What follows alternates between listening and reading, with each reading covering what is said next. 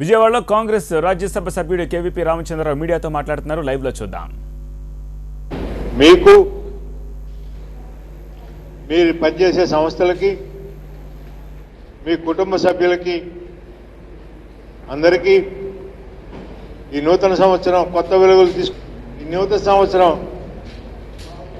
మీ అందరి జీవితాల్లోనూ మరింత ఉత్సాహభరితంగా జరిగేట్టుగా చేస్తుందని నేను మనస్ఫూర్తిగా ఆశిస్తున్నాను.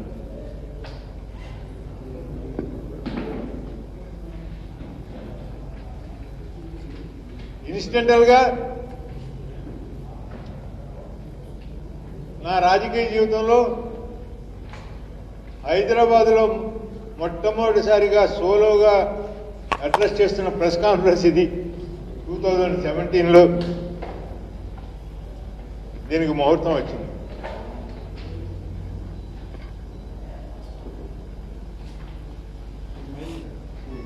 ఈవేళ నేను మీ అందరికీ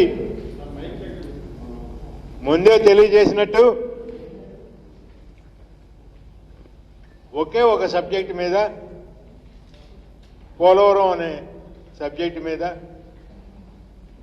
ఈ పోలవరం ప్రాజెక్టు విషయంలో ప్రచారంలో ఉన్న అసత్యాలని, అర్ధసత్యాలని కొంతవరకైనా మీ ద్వారా ఆంధ్ర ప్రజలకి తెలియజేయాలని ఈవేళ ఈ ప్రెస్ కాన్ఫరెన్స్ పిలవటంలో ఉద్దేశం.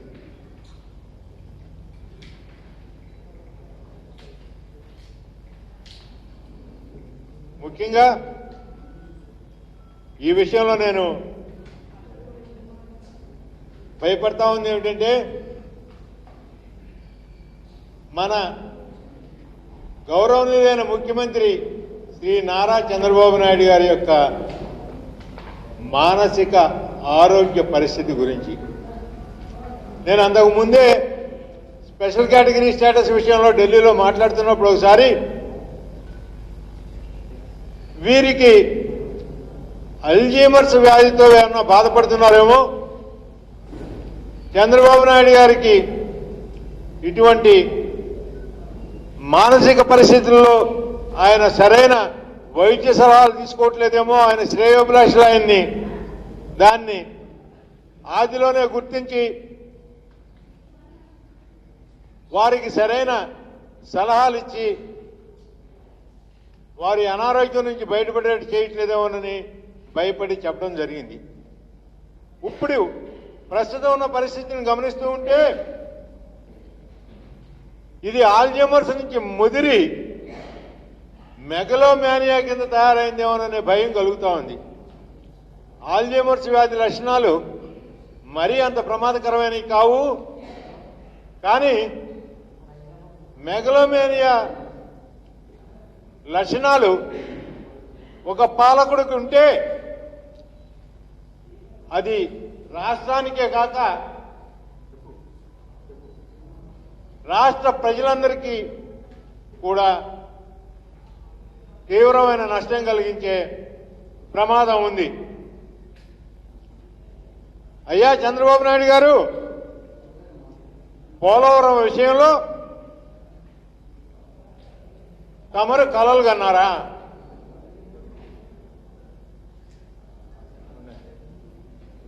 తమరు కలలు కన్నారా? తమరి కళలు ఇప్పుడు సాకార్యం అవుతున్నా ఉన్నాయా? తమరి కళలు సాకార్యం అవుతున్నందుకు తమరు పరవశం చెందుతున్నారా? అయ్యా చంద్రబాబు నాయుడు గారు, పోలవరం ప్రాజెక్టు మొత్తంలో మీది కానీ తెలుగుదేశం పాత్ర కానీ 1% ఉందా ఎక్కడైనా సరే అని నేను మిమ్మల్ని సూటిగా ప్రశ్నిస్తున్నా. మీరు సభలు పెట్టుకొని సన్మానాలు చేయించుకొని మీ యొక్క భజంత్రీల ద్వారా, మీ యొక్క భజన పనుల ద్వారా పొగిడించుకొని చరిత్రని వక్తీకరించే ప్రయత్నం చేస్తూ చరిత్రలో పోలవరం విషయంలో ఏమాత్రం స్థానం లేని మీరు పోలవరాన్ని గురించి క్రెడిట్ తీసుకుంటారా? ఏ విధమైన న్యాయం అండి ఇది?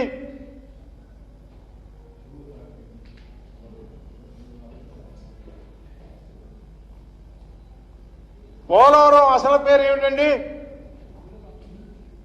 ఇందిరా సాగర్ పోలవరం ప్రాజెక్ట్ అనే పేరు పోలవరం ప్రాజెక్టుకు ఉందండి. పోలవరం ప్రాజెక్టును ప్రారంభించింది ఇందిరా సాగర్ పోలవరం ప్రాజెక్ట్ అనే పేరుతోటి. దీనికి వచ్చిన శాంక్షన్స్ అన్నీ కూడా ఇందిరా సాగర్ పోలవరం పేరుతోటే వచ్చినాయి. ఇటువంటి ఇందిరా సాగర్ పోలవరం ప్రాజెక్టుని మీరు ఒక్కసారిగా ఒక జీవోతో, GO MS number 67 dated 25 June 2015 notification, Indira Sagar Polavaram project shall be renamed and notified as Polavaram irrigation project. ఎవరండి ఇందిరా సాగర్ పోలవరం ప్రాజెక్టుని స్టార్ట్ చేసింది? ఎవరండి దీని గురించి కళ్ళగనింది? మహనీయుడైన అబ్దుల్ కలాం ఆజాద్ గారు చెప్పిన సూక్తి నేను మీ అందరికీ ఇచ్చిన ప్రెస్ నోట్లో ఉంది. దయచేసి దాని గురించి చూసుకోమని చెప్తున్నాను. అబద్ధాలు చెప్పుకోవడానికైనా నిజాలను తారుమారు చేసడానికైనా ఒక లిమిట్ ఉండాలి. అయ్యా, తమరికి రాజకీయ పిచ్చబెట్టి తమరు ఒక సామాన్యమైన కార్యకర్తగా పార్టీలో ఉంటే మీకు ఎమ్మెల్యే టికెట్ ఇచ్చి తన బలంతో ఆ రోజు తనకున్న పాపులారిటీ తోటి మిమ్మల్ని ఒక ఎమ్మెల్యేగా నిలబెట్టి తన ఆశీస్సులతోటి మిమ్మల్ని మంత్రిగా చేసి ఆ మంత్రి అవడం ద్వారా తమరిని ఎన్టీ రామారావు అల్లుడిగా చేసిన మహాతల్లి ఇందిరమ్మ పేరుని నువ్వు పోలవరం ప్రాజెక్టు నుంచి తొలగిస్తావా?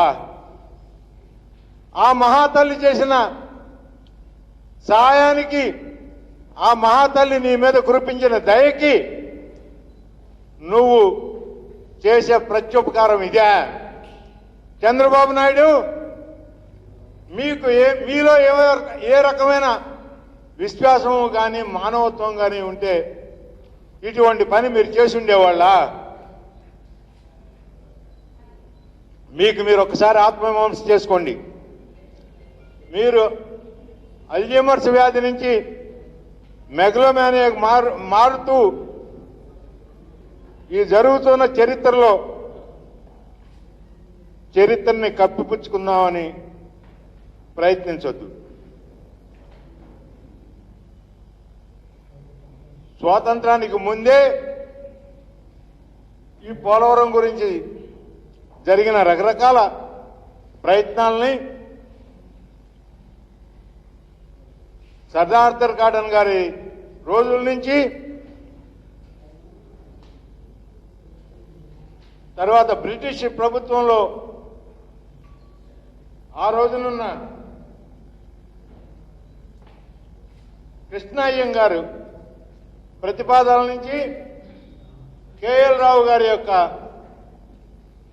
ఆలోచనలో నుంచి బచావత్ ట్రిబ్యునల్ వచ్చిన తర్వాత, తీర్పు వచ్చిన తర్వాత ఎష్యూర్డ్ గోదావరి జలాలు ఆంధ్ర రాష్ట్రానికి కేటాయించిన తర్వాత ఆ రోజు కాంగ్రెస్ ముఖ్యమంత్రి అయిన శ్రీ అంజయ్య గారు మొట్టమొదటిసారిగా 1980లో శంకుస్థాపన చేసిన ప్రాజెక్టుని, అది నీ కలల సాకారమా?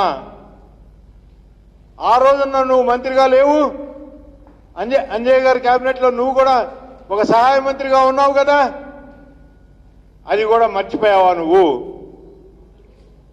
దాని తర్వాత 1983 నుంచి ఎవరండి పరిపాలన చేసింది? 2004 వరకు. ఈ 21 సంవత్సరాల్లో కేవలం 5 సంవత్సరాలు తప్ప నువ్వు లేకపోతే నీ కనుసైకలతో నడిచిన తెలుగుదేశం ప్రభుత్వం పరిపాలించింది. కానీ ఆ రోజున ఎక్కడైనా ఎప్పుడైనా నువ్వు పోలవరం అనే మాట ఉచ్చరించావా? ఎవరైనా సరే ఇది రికార్డుల్లో చూపించగలరా? పోలవరం అనే ప్రాజెక్టుని కట్టడం సంగతి దేవుడెరుగు. పోలవరం అనే ప్రాంతాన్నన్నా నువ్వు కనీసం నీ జన్మలో అంతకుముందు, మీ జన్మలో అంతకుముందు ఒక్కసారైనా చూశారా? దీని మీద కాంగ్రెస్ కమిట్మెంట్ గురించి, కాంగ్రెస్ పాత్ర గురించి మాట్లాడటానికి మీకు హక్కుందా? ఈవేళ కూడా కాంగ్రెస్ పార్టీ, ఆ రోజునే కాదు ఈవేళ కూడా కాంగ్రెస్ పార్టీ మేము స్పెషల్ కేటగిరీ స్టేటస్ కోసం కోటి సంతకాల ఉద్యమాన్ని మొదలుపెట్టినప్పుడు మేము ఈ సంతకాల ఉద్యమం మొదలుపెట్టింది పోలవరం ప్రాజెక్టు దగ్గర అని గుండె మీద చెయ్యి వేసుకొని సగర్వంగా చెప్పగలుగుతున్నాను. పోలవరం ప్రాజెక్ట్ అంటే మాకున్న కమిట్మెంట్ అది. పోలవరం ప్రాజెక్టు గురించి తీసుకున్న శ్రద్ధ మేమది. ఆ కోటి సంతకాల్లో రెండో సంతకం నాది అని ఈరోజు మీ అందరి ముందు సగర్వంగా చెప్పుకుంటున్నాను. పోలవరాన్ని గురించి జాతికి గుర్తు చేయడానికి, సెంట్రల్ గవర్నమెంట్కి గుర్తు చేయడం కోసమే మేము ఆ రోజు పోలవరాన్ని కార్యస్థావరంగా మా కోటి సంతకాలకు ఉద్యమం కోసం తీసుకోవడం జరిగింది. ఔరంగజేబుకి మించిన రీతిలో సొంత పార్టీకి ఆ రోజు నీకు అన్నీ ఇచ్చిన పార్టీని వెన్నుపోటు పడిచిన నువ్వు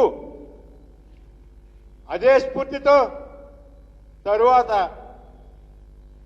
నీ యొక్క ఉన్నతికి మరింత బాటలు వేసిన నీ పిల్లనిచ్చిన సొంత మామని వెన్నుపోటు పడిచిన నువ్వు పోలవరంలో ఉన్న సత్యాలని అన్నిటినీ పక్కన పెట్టి దీనికి ఈ రోజున రాక్షసుల్లాగా మేము అడ్డుపడుతున్నామని నువ్వు ఆరోపిస్తావా? ఏమిటయ్యా నీ కమిట్మెంటు? అసలు నీకు పోలవరం డ్యామో బ్యారేజో నీకు అసలు తెలుసా? పోలవరంలో స్టోరేజ్ అయ్యేది క్యూసెక్లో, టీఎంసీలో పోలవరంలోంచి గ్రావిటీ ఏ లెవెల్లోకి వస్తుందో నీకు 2015కు ముందు నీకేమన్నా ఐడియా అన్నా ఉందా అందులో? అటువంటి నువ్వు కాంగ్రెస్ పార్టీ కమిట్మెంట్ గురించి మాట్లాడకుండా, కాంగ్రెస్ పార్టీ పోలవరానికి చేసిన సేవలను గురించి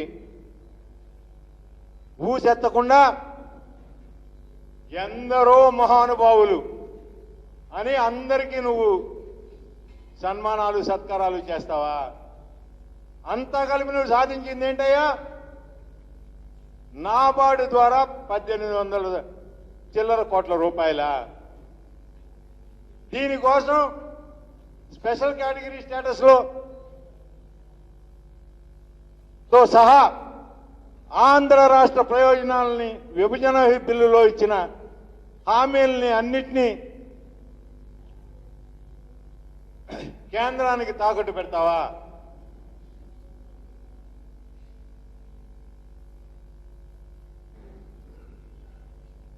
దీనికోసం ఆంధ్ర రాష్ట్ర ప్రజలు ఎన్ని కలలు కంటున్నారో, ఆంధ్ర రాష్ట్రానికి జీవనాడైన పోలవరంలో వచ్చే మిగులు నీటితోటి నీళ్లని రాయలసీమకి పోతిరెడ్డిపాడు ద్వారా మళ్లించుకొని కరువు ప్రాంతమైన రాయలసీమను సస్యశ్యామలం చేయాలని కాంగ్రెస్ ప్రభుత్వాలు వాటి వంతు అన్ని ప్రయత్నాలు చేస్తే 2.5 సంవత్సరాల నుంచి నువ్వు సాధించిన గొప్ప ఘన విజయం 1800 చిల్లర కోట్లు నాబార్డు ద్వారా సెంట్రల్లో తీసుకొని దీన్ని గొప్ప ఉత్సవంగా జరుపుకుంటావా? కనీసం ఈ విషయాల్లో కాంగ్రెస్ పార్టీ కానీ, ఆ రోజున్న ముఖ్యమంత్రుల గురించి కానీ, ఆ రోజు వచ్చిన యూపీఏ చైర్పర్సన్ గురించి కానీ ఒక్క మాట ఎక్కడా చరిత్రలో లేకుండా చేయాలని చెరిపేయాలని నువ్వు ప్రయత్నిస్తావా? మీ అందరికీ సవివరంగా పోలవరం ప్రాజెక్టు నిర్మాణానికి కాంగ్రెస్ హయాంలో జరిగిన పురోగతి వివరాలు మీ అందరికీ సవివరంగా ఇవ్వడం జరిగింది. దయచేసి వాటన్నిటినీ ఒకసారి వివరంగా పరిశీలించి పోలవరం నిర్మాణంలో ఎవరి పాత్ర ఏమిటో జాతికి దయచేసి తెలియజేయవలసిందిగా మన మిత్రులందరినీ ప్రార్థిస్తున్నాను.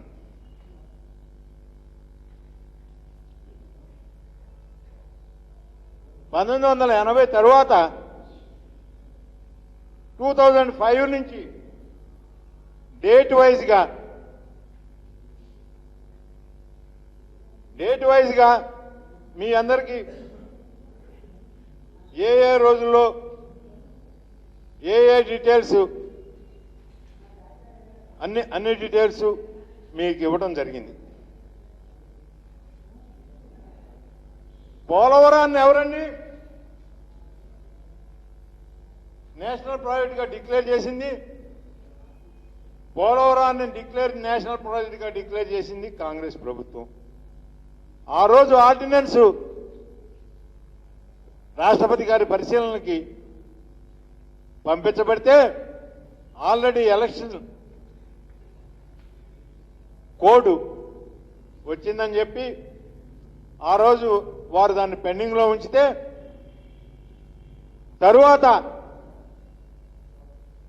నేను ఆ ఆర్డినెన్స్ని ఆమోదింపజేస్తే తప్ప ముఖ్యమంత్రిగా ప్రమాణ స్వీకారం చేయను అని ఈ రోజు చెప్పుకుంటున్నావు. కానీ ఆ రోజు నువ్వు ఎక్కడైనా ఏ రికార్డుల్లోనైనా నేను పోలవరం ప్రాజెక్టుని ఆర్డినెన్స్ నుంచి చట్టం రూపం ఆర్డినెన్స్ని ఇష్యూ చేయించకపోతే నేను ప్రమాణ స్వీకారం చెయ్యను అని నువ్వు చెప్పినట్టు ఏ రికార్డ్స్లోనైనా ఏ ప్రెస్ కాన్ఫరెన్స్లోనైనా చూపించగలవా చంద్రబాబు నాయుడు గారు అని నేను మేము సూటిగా ప్రశ్నిస్తున్నా. అదే ఆర్డినెన్స్లో కలిగిన స్పెషల్ కేటగిరీ స్టేటస్ని అదే ఆర్డినెన్స్లో దాని తర్వాత ఉన్న స్పెషల్ కేటగిరీ స్టేటస్ని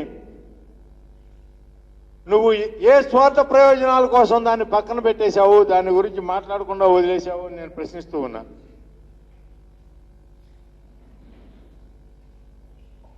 ఈ విషయాల్లో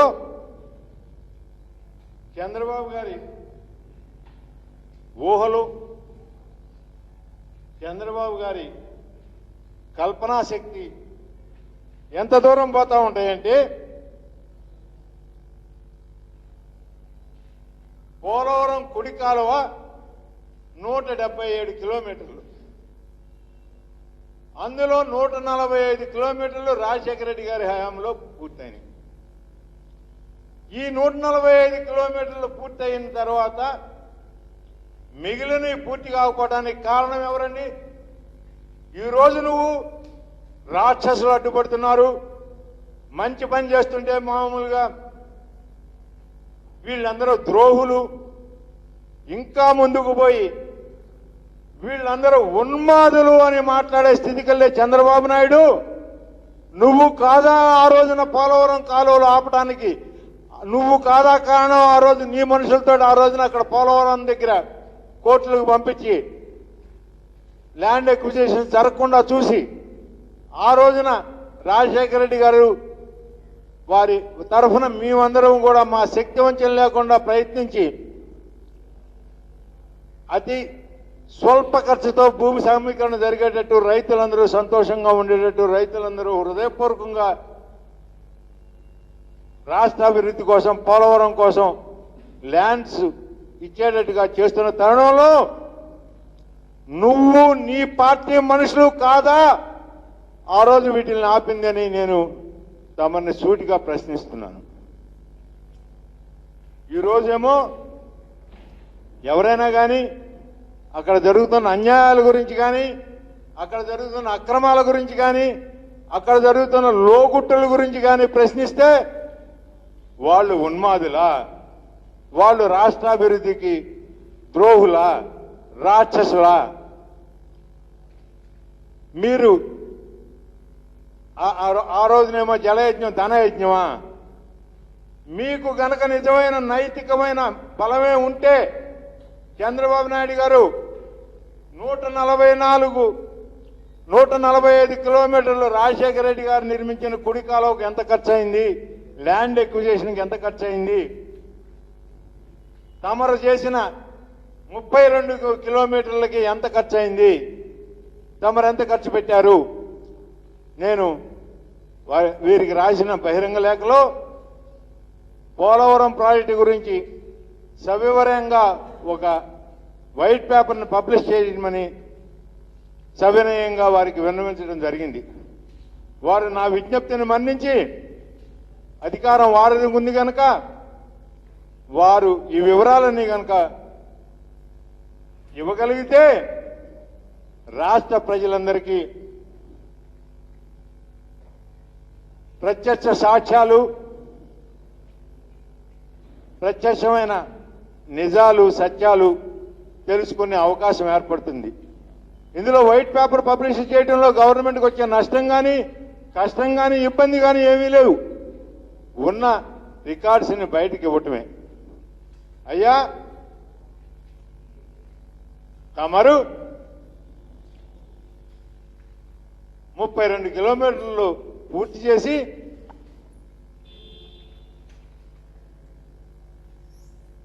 దేశంలో ఇంకా వీలుంటే ప్రపంచంలోనే మొట్టమొదటిగా 2 నదులను అనుసంధానం చేశానని 4 సార్లు ప్రారంభోత్సవం చేసి దాని గురించి గొప్ప గొప్ప సంబరాలు జరుపుకుంటారా? తమరికి అర్హత ఉందా? ఇది తమరి కళ. దీనికి ఒకటిసారి కాదు 4 సార్లు తమరు 2 నదుల్ని కలిపిన యొక్క సంబరాలను జరిపారు. ఈ సంబరాల్లో కాంగ్రెస్ పార్టీకి ఏమీ పాత్ర లేదా? ఇందులో తమరు చేసింది ఏంటండి? ఒక 4 మోటార్లు, 4 కాకపోతే 16, 16 కాకపోతే 18 అనుకుంటాను టోటల్గా, మోటార్లను అక్కడ పెట్టి ఆ నీళ్లు తోడి రాజశేఖర రెడ్డి గారు నిర్మించిన కాలువల్లో వదిలారు. అవి వచ్చి కృష్ణానదిలో కలిసినాయి గ్రావిటీ ద్వారా. మీరు 2018కి ఈ ప్రాజెక్టును పూర్తి చేసి ఆంధ్ర రాష్ట్ర ప్రజల యొక్క కష్టాలను తీరుస్తారా? నేను ఖచ్చితంగా సవాల్ చేస్తున్నాను. 2018కి ఏ పరిస్థితుల్లోనూ మీ యొక్క ఈ అసమర్థమైన ప్రణాళికలతో పోలవరం ప్రాజెక్టు కంప్లీట్ అవ్వదు అని నాకు తెలిసిన ఇంజనీరింగ్ వివరాల ద్వారా దాన్ని ఖచ్చితంగా చెప్పగలుగుతున్నాను.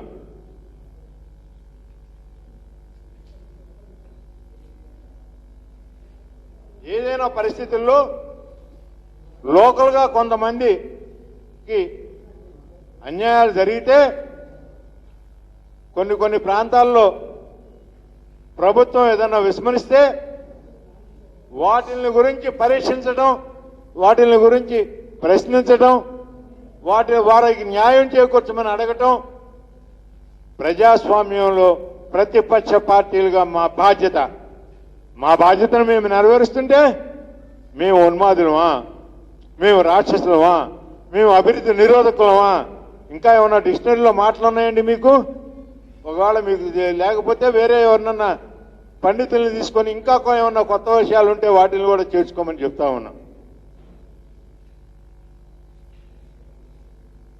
స్పెషల్ కేటగిరీ స్టేటస్ గురించి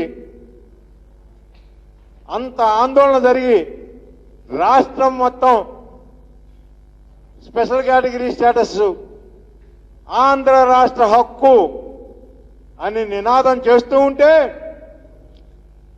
కేవలం పోలవరం ప్రాజెక్టుని నువ్వు కమిషన్ చేసి నువ్వు కమిషన్లు తీసుకోవడానికి పోలవరం ప్రాజెక్టుని కేంద్రం కాకుండా నువ్వు కట్టడానికి అనే ఒకే ఒక అంశం కోసం నువ్వు మొత్తం ఆంధ్ర రాష్ట్ర ప్రయోజనాలను తాకట్టు పెడతావా? ఒక్క మాట మాట్లాడకుండా అర్ధరాత్రిలో స్పెషల్ ప్యాకేజీ గురించి హర్షం వ్యక్తం చేస్తావా? నువ్వెందుకు ఆపావు అర్ధరాత్రి వరకు దాన్ని? ఢిల్లీలో నుంచి అన్ని పత్రికలు అన్ని వార్తా సాధనాలు తెలిపిన విషయం ఏమిటంటే స్పెషల్ కేటగిరీ స్టేటస్ అడగకుండా ఉండాలి అని అంటే పోలవరం ప్రాజెక్టు నేను ఎగ్జిక్యూట్ చేయాలి, రాష్ట్ర ప్రభుత్వం ఎగ్జిక్యూట్ చేయాలనే షరతు పెడతావా? దానికోసం కాదు అరుణ్ జైట్లీ గారు 3 సార్లు ప్రశ్న వాయిదా వేసి అర్ధరాత్రి 11:30 తర్వాత దాన్ని రిలీజ్ చేసింది. ఆ రోజు నువ్వు ఇక్కడ